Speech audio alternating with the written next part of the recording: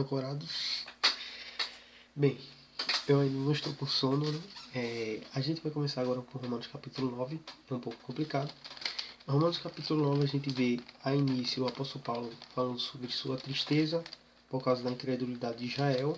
E em diante a gente vai falar sobre duas polêmicas, sobre a eleição de Deus, a escolha de Deus de Israel. A gente vai ver sobre a escolha de Deus do seu povo e das pessoas que fazem parte desse povo. E a gente pode ver, por fim, que o apóstolo Paulo dá certo tom de esperança ao povo de Israel para partir para o capítulo 10.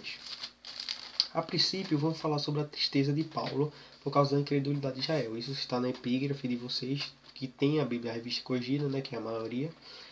O apóstolo Paulo começa em Romanos capítulo 9 falando sobre a eleição que Deus fez a Israel no passado, como Deus escolheu o seu povo, e tentar responder uma determinada pergunta. Será que Deus falhou na sua promessa? Porque Deus prometeu várias coisas ao povo de Israel, que seria o povo eleito, o povo amado, o povo glorioso.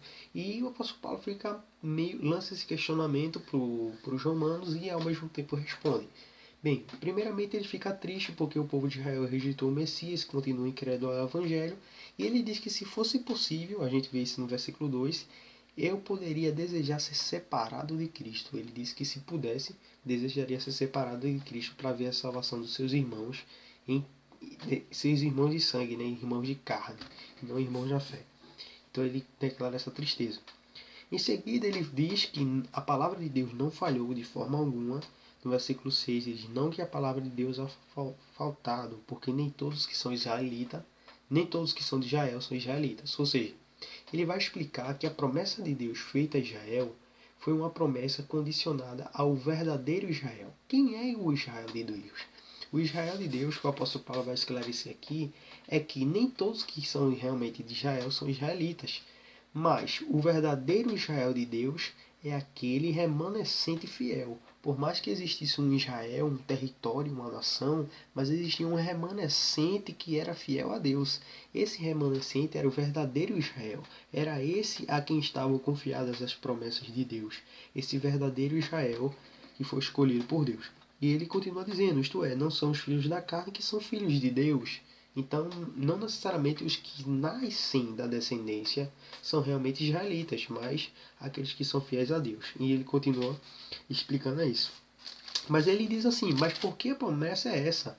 Virei ao tempo e visitarei Sara, e ela terá um filho, e todo aquele que será descendente dele será um israelita.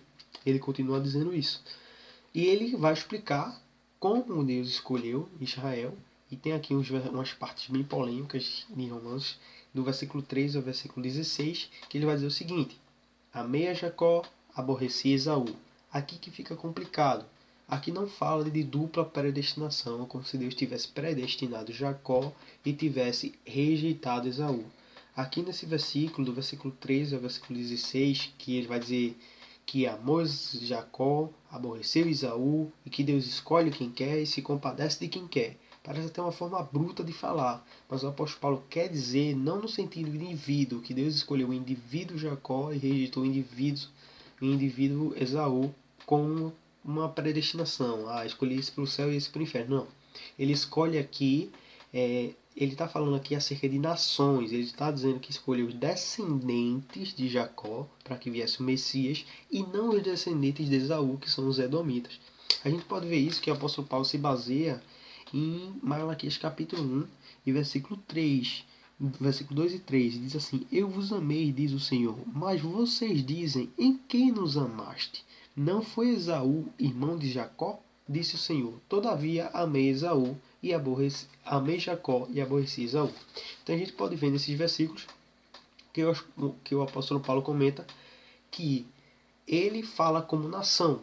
Se você perceber todo o contexto de Malaquias, que é o texto com o qual o apóstolo Paulo se apoia para afirmar isso, ele está falando ali como nação. Deus sempre vai perguntar no plural que uma indagação do povo de Israel. Se você perceber no contexto do livro de Malaquias, que é a base que o apóstolo Paulo usou para Romanos 9, nessa parte, nesse trecho, né, o povo de Israel, naquela região, naquele contexto que Malaquias escreveu, estava perguntando como nação.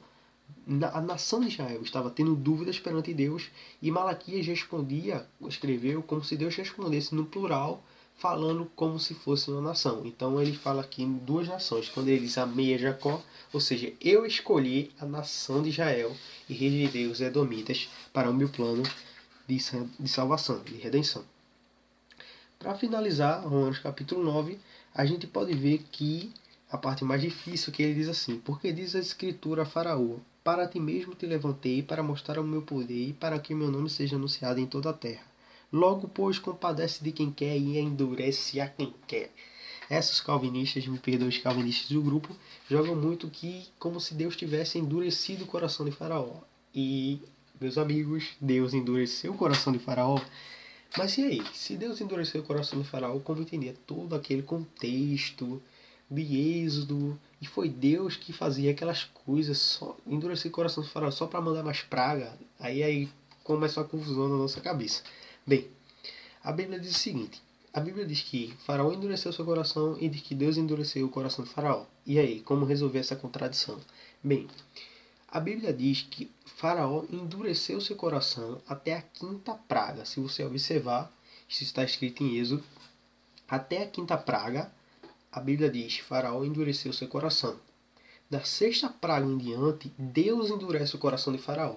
Isso aí a gente lembra outro texto de Romanos, que já foi explicado por Milena. Se vocês voltarem, vocês vão ver que tem um versículo em Romanos capítulo 1 que o apóstolo Paulo diz assim: Deus os entregou às paixões e fomes. Ou seja, quando uma pessoa ela é incrédula e começa a endurecer seu coração a Deus e ao seu plano, endurece tanto ao coração que Deus endurece seu coração mais ainda, entregando ela. É como se a pessoa dissesse: olha, eu não quero, não quero, não quero. Então Deus diz assim: ah, tu não quer, então tá bom, te vira.